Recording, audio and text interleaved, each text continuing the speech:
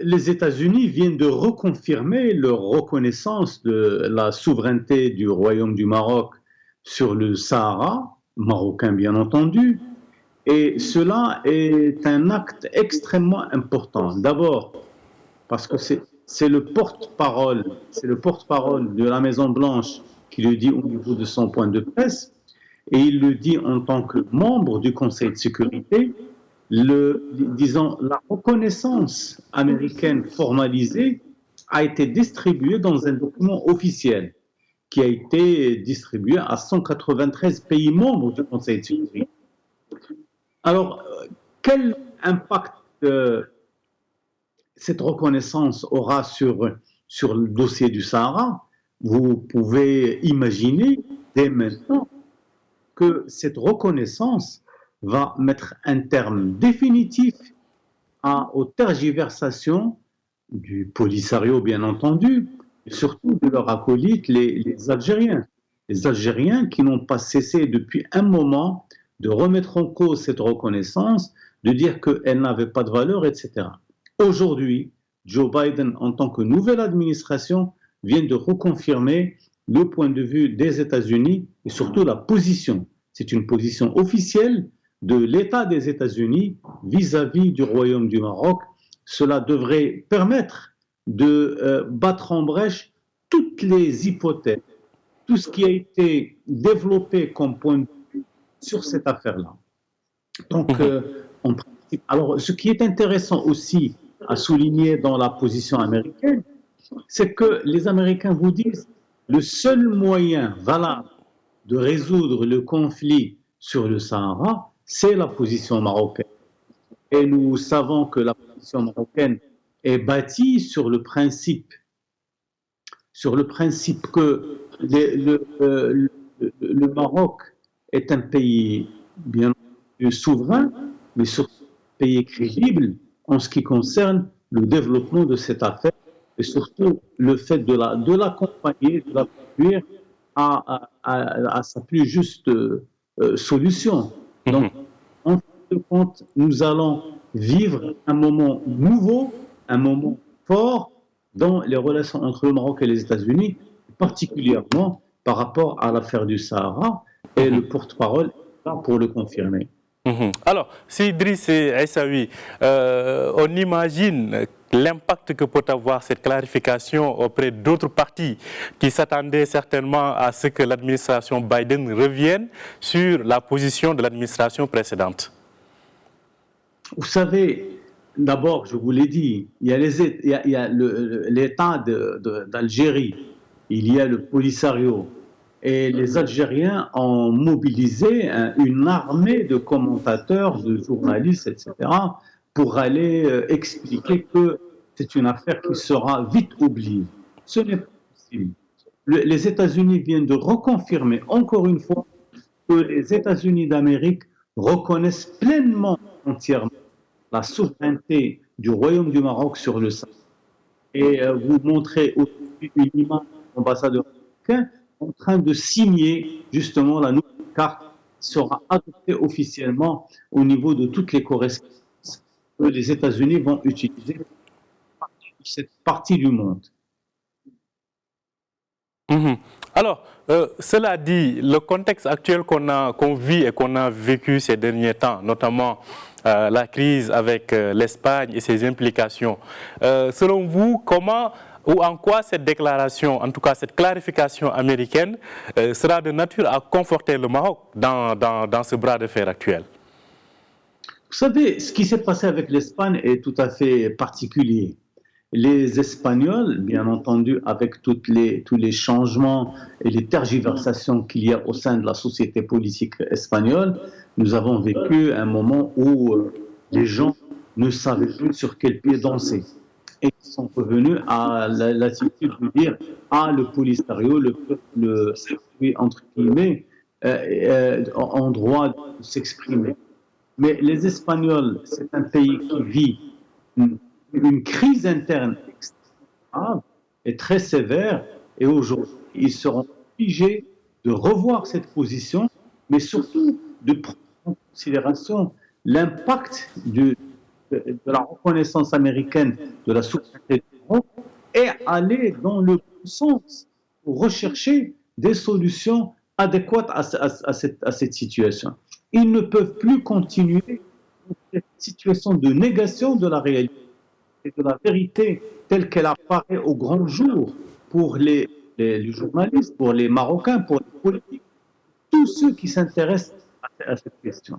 Donc, je pense que l'Algérie est aujourd'hui occupée à faire du bon sens, un bon commerce, travailler avec le Maroc, sauvegarder ce qui peut l'être en relation bilatérale avec le Maroc.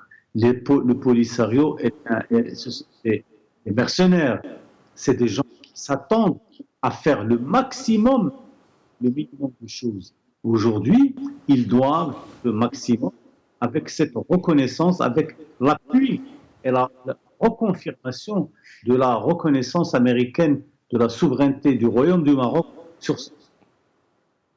Alors, Idriss Essaoui, il y a l'autre question qui se pose, c'est l'Union européenne. On savait que du temps de Trump, l'administration américaine était un peu aux antipodes de la diplomatie conventionnelle et que les décisions pouvaient être un peu plus, en tout cas, individualistes du côté américain. Mais avec Biden, on sent que presque tout le bloc occidental agit de concert. En quoi cette mise au point, cette clarification pourrait pousser peut-être l'Union européenne à réfléchir sur sa position sur la question du Sahara? D'abord, je voudrais vous rappeler que l'Europe n'a jamais remis en cause sa position officielle vis-à-vis du Sahara. La position du Conseil de l'Europe et de l'Europe de manière générale a été de dire attention, il y a une raisonnable, crédible, qui est celle présentée par le Maroc, c'est-à-dire la régionalisation avancée, sous souveraineté marocaine. À partir de là, que voulez-vous qu'on fasse? Les Américains ont expliqué, non, c'est leur position. Les Européens, même chose. Au sein de l'Europe, nous avons deux situations anachroniques, celle de l'Allemagne, dont une partie de l'opinion publique, mais des acteurs politiques soutiennent. Et nous avons l'Espagne. Il y a des signaux que ce soit au niveau de l'Espagne ni au niveau de l'Europe, ne va pas s'éterniser sur cette situation qui fait ni guerre. Nous serons obligés, les Européens seront obligés de revenir à la bonne raison et de traiter la question du Sahara dans son acception la plus large, c'est-à-dire celle qui conforte les droits du Maroc et celle qui permet aux Marocains de pouvoir agir de manière intelligente sur la question du Sahara. Alors, Idriss Essaoui, si on revient aux relations bilatérales entre le Maroc et les États-Unis, on sait que l'ouverture du consulat américain à Dakhla a des fins davantage économiques. Donc, ce qui veut dire qu'avec cette clarification, tous les projets qui étaient prévus, et en tout cas tout le programme de développement dans ces provinces, dans le cadre de la coopération avec les États-Unis, est relancé désormais. Bien entendu, vous savez, ça n'a jamais arrêté. Avec les États-Unis, quand il y a une décision qui est prise pour développer telle ou telle position ou telle initiative, le travail continue. Il y a une grosse administration derrière qui continue à faire son travail et ils sont là pour s'en assurer. Alors, comment voulez-vous que l'on change de position? Les États-Unis sont là, ils sont avec le Maroc et ils reconnaissent que le premier pays à avoir reconnu l'indépendance des États-Unis, c'est-à-dire là, ça remonte à des années, c'était le Maroc. Et ils considèrent, d'abord, il y a une affinité, même sur le plan politique, sur les choix que fait le Maroc et les États-Unis. Je ne pense pas que l'on puisse revenir pour redébattre ou discuter encore une fois cette situation. Nous sommes dans une position confortable, nous sommes dans une situation qui est tout à fait honorable pour le Maroc. Je pense que l'on verra de très très belles initiatives à l'avenir à travers les États-Unis et à travers justement le développement de la coopération avec ce pays. Et sur le plan onusien, on sait que presque chaque 6 mois se tient désormais donc la réunion du Conseil de sécurité sur la MINURSO. Cette position américaine qui se confirme aujourd'hui, dans les mois à venir, selon vous, comment risquerait-elle ou pourra-t-elle impacter les décisions onusiennes sur la question du Sahara, Driss Issaoui? Le Conseil de sécurité vient de recevoir encore une fois la reconnaissance officielle des États-Unis du Royaume du Maroc sur son Sahara. Ils ont le papier chez eux, ils l'ont, et c'est officiel. Et beaucoup de pays ou du Conseil de sécurité ne font suivre ce que fait les États-Unis. Pourquoi? Parce qu'il y a un argument logique qui a été développé, il y a toute une logique de raisonnement qui a été justement expliquée et développée par les Américains dans leur attitude vis-à-vis du Conseil de sécurité. Il n'y a plus de possibilité de faire une marche arrière par rapport à cette situation. Nous sommes confiants. Moi, je pense que les Marocains sont complètement confiants en ce qui concerne l'avenir de cette relation. Et il ne pourra que attendre à des développements très positifs de la situation officielle et des Nations Unies sur la question du Sahara. D'ailleurs, je pense qu'on a vu cela lors du dernier exercice d'African Lion qui s'est tenu il y a de cela quelques jours, que c'était la première fois que se tiennent ces exercices dans des zones situées dans le Sahara marocain. Donc, ce qui veut dire qu'en réalité, l'administration Biden peut-être n'avait pas eu à s'exprimer de façon publique, mais à travers les actes, on savait déjà que cette continuité était de mise par rapport à la décision de Donald Trump.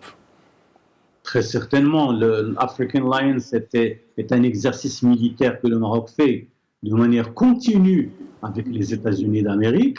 Aujourd'hui, cette année, ils l'ont fait, et ils l'ont fait plus que ça, ils l'ont fait sur les territoires, sur les provinces sahariennes. Et ça, c'est la meilleure reconnaissance que l'on puisse faire à un État comme le Maroc.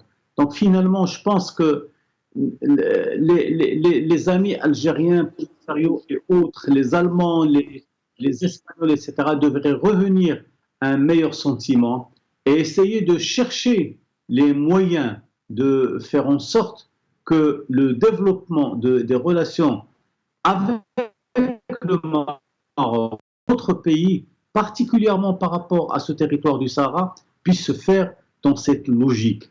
Nous avons quelque chose comme une vingtaine de représentations diplomatiques au niveau de l'Aïoun, de Dakhla, etc. Ce sont des bourgeons qui vont se développer à l'avenir. Alors faisons en sorte que cela se fasse sans accroc ni sans animosité. Le Maroc est là. Le Maroc est un pays qui a une longue histoire, presque 13 siècles d'existence. Il ne va pas changer d'attitude aujourd'hui. Ce n'est pas un changement de personne ni de personnalité qui va changer l'attitude du Maroc. Les Marocains sont dans leur Sahara, dans son Sahara, et il n'aura pas de problème. Il va continuer à le faire.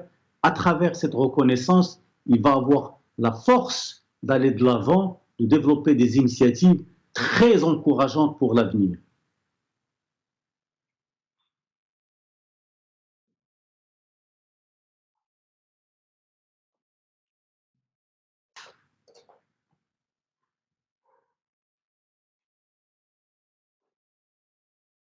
Malheureusement, je n'ai pas entendu votre question. Est-ce qu'ils peuvent m'appeler sur le téléphone? Comme ça, je ne vous entends pas sur la rédaction. Je n'entends pas sur la rédaction. S'ils peuvent me rappeler directement sur le téléphone, je pourrais entendre. Driss Issaoui, vous m'entendez? Ah oui, maintenant oui. Oui, je disais très rapidement, comment voyez-vous dans les mois et années à venir, notamment pendant le mandat de Biden, comment voyez-vous l'évolution globale des relations entre le Maroc et les États-Unis? Écoutez, ce sont des relations qui sont appelées à se développer, à se multiplier et à devenir encore plus intenses qu'auparavant. Les États-Unis, il est vrai qu'il y a une grosse distance entre le Maroc et les États-Unis, mais aujourd'hui, on a les moyens de pouvoir développer partenariat extrêmement intéressant, surtout que le Maroc dispose d'un positionnement particulier par rapport à l'Afrique. Et on sait que l'Afrique, c'est le grand marché pour le monde entier, c'est le grand marché de croissance, de développement, et les Marocains sont déjà très avancés sur ce plan-là, que ce soit sur le plan des phosphates, des télécommunications, disons, de l'énergie renouvelable. Il y a des choses à faire à travers le Maroc et à travers la coopération avec le Maroc. Et les Marocains aussi préparés, c'est une belle plateforme pour les pays au sud du Sahara. Je pense que les Américains ont déjà compris le message et ils vont faire en sorte de développer tout cela dans ce sens-là. Merci beaucoup, Driss Aissaoui, d'avoir été avec nous ce matin depuis Rabat. Je rappelle que vous êtes analyste politique. Vous étiez là pour nous parler donc de la clarification de la position américaine sur la question du Sahara. Merci et très bonne journée à vous, Driss Aissaoui. Merci, mon ami. Merci. Merci à vous aussi de nous avoir suivis. Je rappelle que vous pouvez retrouver cet entretien sur notre site www.medianews.com.